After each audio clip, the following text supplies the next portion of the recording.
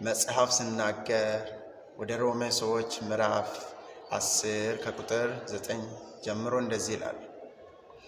ኢየሱስ ጌታ እንደሆነ በልብ ብታምን እግዚአብሔርም ከሙታን እንዳስነሳው በአፍህ ብትመሰክር ትድናለህ ይላል።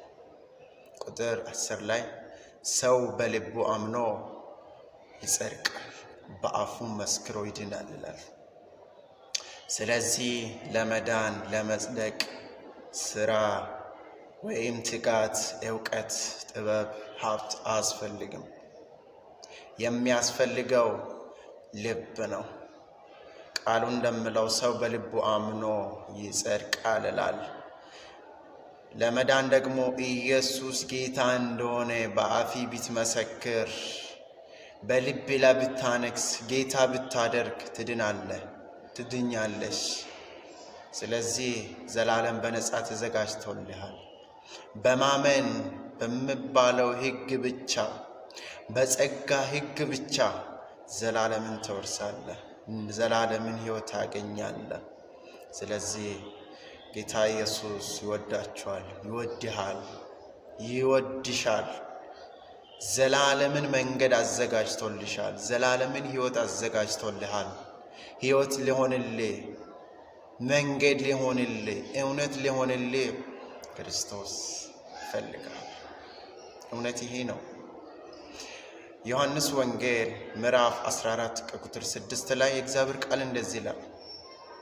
ኢየሱስም እኔ ሕይወት፣ መንገድ፣ እውነት ነኝ፣ በእኔ በቀር ወደ አብ የሚገባ የለም ወይም የሚመጣ የለም። ማንም በክርስቶስ ካልሆነ ወደ አብ የሚደርስ የለም። መንገድ እኔ ነኝ ብሏል ክርስቶስ። እውነት እኔ ነኝ ብሏል። ወደ አብ የሚያደርስ እውነት፣ ወደ አብ የሚያደርስ መንገድ እኔ ነኝ ብሏልና፣ ስለዚህ መንገድ ፍለጋ አትጓዝ። እውነትን ለመፈለግ ብዙ ድካም አያስፈልግም። ይህ መንገድ ውስብስብ አይደለም፣ የተወሳሰበ አይደለም፣ ቀላል ነው። ምንድነው እሱ? ኢየሱስን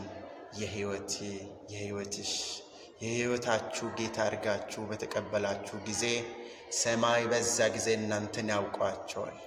ሰማይ በክርስቶስ ኢየሱስ ከሆነ ይቀበላቸዋል፣ ያጸድቃል።